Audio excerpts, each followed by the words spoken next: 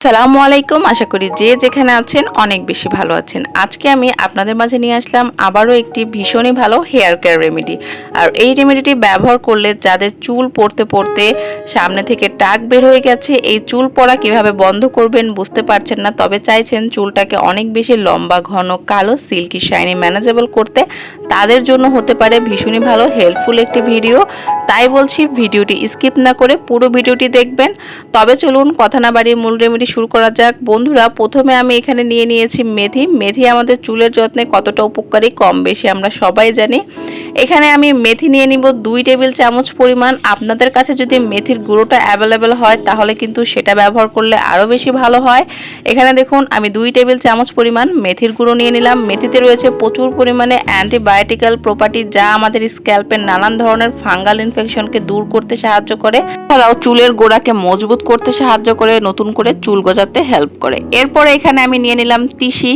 তিসি এখানে আমি নিয়ে নিব 1 টেবিল চামচ। আর সামান্য একটু পরিমাণ তিসি কিন্তু ন্যাচারাল কন্ডিশনার হিসাবে আমাদের চুলের জন্য খুব বেশি হেল্প করে, যাদের চুল অনেক বেশি রুক্ষ, শুষ্ক, একদম ফ্রিজি, ড্যামেজ হেয়ার আছে যাদের, তাদের জন্য কিন্তু তিসি একদম ম্যাজিকের মতো কাজ করবে, কারণ ন্যাচারাল কন্ডিশনিং প্রপার্টি থাকে তিসির মধ্যে। এছাড়াও তিসি ব্যবহার করলে আমাদের চুলের উজ্জ্বলতা বৃদ্ধি করতে কিন্তু অনেক বেশি হেল্প করে। এরপরে বন্ধুরা, এখানে আমি 3 রকমের ভেষজ পাতা নিয়ে নিয়েছি। প্রথমে এখানে আমি নিয়ে নিয়েছি তুলসী পাতার বীজ। তুলসী পাতার বীজ কিন্তু আমাদের চুলের যত্নে অনেক বেশি উপকারী। এরপর এখানে আমি যে গাছটি নিয়ে নিয়েছি তা হচ্ছে পেপারোমিয়া গাছ বা হাতিসুর গাছও কিন্তু বলতে পারেন। এটি কিন্তু আমাদের চুলের যত্নে ভীষণই উপকারী। এছাড়াও আমাদের ত্বকের যত্নেও কিন্তু এটি আমরা ব্যবহার করতে পারি। ইনশাল্লাহ এর পরের ভিডিওতে আমি আপনাদের সঙ্গে শেয়ার করব যে এই হাতিসুর পাতা আপনাদের ত্বকের যত্নে আপনারা কিভাবে ব্যবহার করতে পারেন। এখানে আমি নিয়ে নিয়েছি ভিংরাজ পাতা। ভিংরাজ পাতাও কিন্তু আমাদের চুলের যত্নে ভীষণ উপকারী। ভিংরাজ পাতা ব্যবহারের ফলে যাদের স্ক্যাল্পে প্রচুর পরিমাণে খুশকি রয়েছে, অকলপক্কতা রয়েছে, তাদের অকলপক্কতা রোধ করতে কিন্তু ন্যাচারালি অনেক বেশি হেল্প করে। এছাড়াও চুলের গোড়াকে মজবুত করতে সাহায্য করে। চুল যাদের অনেক বেশি পাতলা, সুতোর মতো, তাদের চুলকে কিন্তু দড়ির মতো মোটা করতে সাহায্য করে। যদি আপনাদের কাছে জবা ফুলটা অ্যাভেলেবেল থাকে সেটাও কিন্তু এখানে ব্যবহার করতে পারেন। এখন আমি নিয়ে নিলাম এখানে চাল। হ্যাঁ বন্ধুরা, যেই চাল দিয়ে আমরা ভাত রান্না করে খাই সেই চালই কিন্তু এখানে আমি নিয়ে নিয়েছি। এখানে আমি চাল নিয়ে নিব 3 টেবিল চামচ পরিমাণেরও একটু বেশি।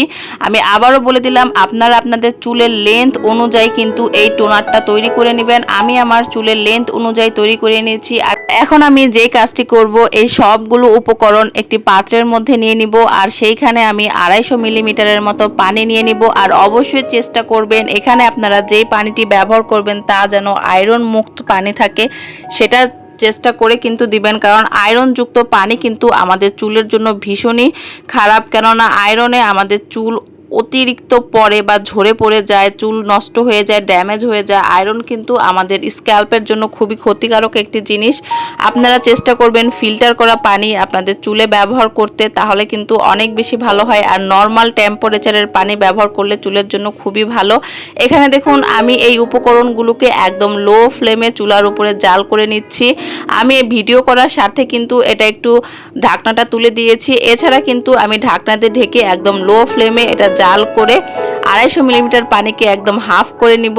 এরপরে আমি একটি ছাঁকনির মাধ্যমে কিন্তু এটা ছেঁকে বের করে নিব। আর আমি আপনাদের কাছে আমার এই উপকরণগুলো জাল করা হয়ে গেছে। এখন আমি একটি ছাঁকনির মাধ্যমে কিন্তু এটা ছেঁকে এর রস বের করে নিব। আর বন্ধুরা, ছাকার পরে যেই উপকরণগুলো বের হয় এগুলো কিন্তু আপনারা চাইলে মিক্সার জারে ব্লেন্ড করে বা শিলপাটায় বেটেও কিন্তু এটি আপনাদের চুলে আপনারা ব্যবহার করে নিতে পারেন, তাহলে কিন্তু খুব ভালো একটি হেয়ার প্যাকের কাজ করবে।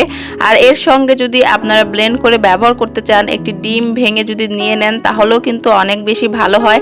এখন আমি একটি চামচের মাধ্যমে চেপে চেপে এর যে রস বা গুণাগুণগুলো আছে সেগুলো কিন্তু এর মধ্যে নেওয়ার চেষ্টা করছি। যদি এটিকে আপনারা ব্লেন্ড করে তারপরে যদি ছেঁকে নিতে পারেন ছাঁকনির মাধ্যমে তাহলে কিন্তু আরও বেশি ভালো হবে। এর যে গুণাগুণগুলো আছে সেগুলো কিন্তু খুব ভালো মতো আমরা পেয়ে যাব।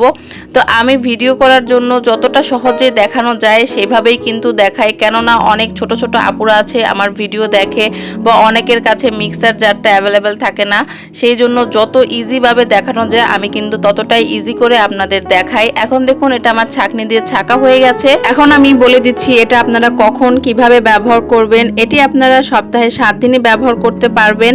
আর অবশ্যই এটি রাতের বেলা আপনাদের চুলে অ্যাপ্লাই করে তারপরে ঘুমিয়ে যাবেন। সকালবেলা নর্মাল পানি দিয়ে ধুয়ে ফেললেই কিন্তু হয়ে যাবে। আর এটি ব্যবহার করবেন অবশ্যই আপনাদের পরিষ্কার স্ক্যাল্পে, তেল দেওয়া স্ক্যাল্পে যদি এটি ব্যবহার করেন তাহলে কিন্তু এর গুণাগুণ বা উপকারিতা কোনোটাই আপনারা পাবেন না। অবশ্যই পরিষ্কার স্ক্যাল্পে এটি ব্যবহার করতে হবে। আর সপ্তাহে 7 দিনই আপনারা ব্যবহার করতে পারবেন। তবে যেদিন আপনাদের চুলে তেল দেওয়া থাকবে সেদিন এটি ব্যবহার করার কোনো প্রয়োজন নেই। আজকে আমি শ্যাম্পু করেছি, আজকে রাতেই এটি আমি অ্যাপ্লাই করব। তারপরের দিন যদি আমি মাথায় তেল না দিয়ে থাকি তাহলে এটি অ্যাপ্লাই করতে পারবো। যেদিন আমার মাথায় তেল দেওয়া আছে সেদিন এটি অ্যাপ্লাই করে কোনো লাভ হবে না। অবশ্যই পরিষ্কার স্ক্যাল্পে এটি ব্যবহার করতে হবে। যারা এখনও শেষ পর্যন্ত আমার ভিডিওটি দেখছেন তাদেরকে অসংখ্য ধন্যবাদ। যদি ভিডিওটি ভালো লেগে থাকে অবশ্যই আমার চ্যানেলটি সাবস্ক্রাইব করে দিবেন এবং পাশে থাকা ছোট্ট বেল বাটনটি প্রেস করে দিবেন।